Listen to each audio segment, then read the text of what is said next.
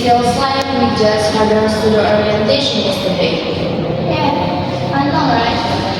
I'm first of all, feels like we just home and the segments here. And now, everything is new. So, what's your plan for graduation? Well, I'm going to work at a big company.